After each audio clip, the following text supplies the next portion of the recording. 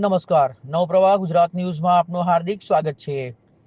નર્મદા જિલ્લાના રાજપીપળા સુંદરપુરા ગામે વેરાઈ માતા મંદિર પ્રાંગણમાં આયુષ મેળાનું આયોજન કરવામાં આવ્યું। ગુજરાત સરકારના આરોગ્ય અને પરિવાર કલ્યાણ વિભાગ ગાંધીનગર તથા આયુષ નિયામક કચેરીના માર્ગદર્શન હેઠળ જિલ્લા આયુર્વેદ હોસ્પિટલ અને નર્મદા જિલ્લા પંચાયતની આયુર્વેદ શાખા દ્વારા મેળો યોજાયો હતો।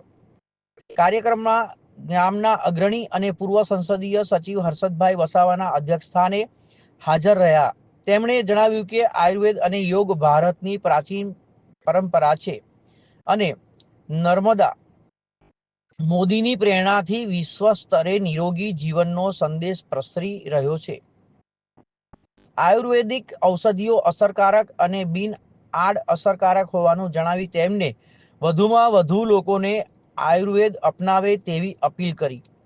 મેળામાં હૃદયરોગ, બ્લડ પ્રેશર, ડાયાબિટીસ, થાઇરોઇડ, સંધિવાત, ત્વચા તથા શ્વસન તંત્રના રોગો સહિત વિવિધ બીમારીઓનું નિદાન તબીબો દ્વારા કરવામાં આવ્યું। પંચકર્મ સારવાર અંગે માર્ગદર્શન અને યોગા ટીપ દ્વારા યોગાભ્યાસ નિદર્શન પણ રજૂ કરાયું। કાર્યક્રમમાં સ્થાનિક આગેવાનો, સરપંચો, તબીબો અને મોટી સંખ્યામાં ગ્રામજનોએ ઉપસ્થિત રહી આરોગ્ય સેવાઓનો લાભ લીધો। આજ રોજ આયુષ મેળાનું આયોજન આપણે સુંદરપુરા ગામમાં થયું છે। એમાં ભાગ લેતા દર્દીઓને અમે આયુર્વેદના અનુસાર દિનચર્યા, ઋતુચર્યા, કઈ ઋતુમાં કેવો આહાર લેવો, કઈ ઋતુમાં કઈ ટ્રીટમેન્ટ લેવી તથા કયા કયા યોગાસન કરવા એનું નિદર્શન કર્યું છે। ઘર આંગણાની જે ઔષધિઓ છે, આપણા ગામમાં થતી વનસ્પતિઓ છે, એના દ્વારા કેવી રીતે સ્વાસ્થ્ય મેળવવું એનું પણ અમે નિદર્શન કર્યું છે તથા આયુર્વેદની આગવી પદ્ધતિ જે પંચકર્મ વિભાગ છે એના દ્વારા પણ દર્દીઓએ સારવાર લીધી છે અને બહોળો પ્રતિસાદ લોકો દ્વારા મળ્યો છે। એ બદલ સુંદરપુરા ગ્રામ પંચાયત, જીતગઢ ગ્રામ પંચાયત તથા સર્વ લોકોનો અમે આભારી છે। આ જ રીતે આપ સૌ આયુર્વેદ પદ્ધતિનો લાભ લેતા રહો અને હંમેશા સ્વસ્થ રહો એવી અમે કામના કરીએ છીએ।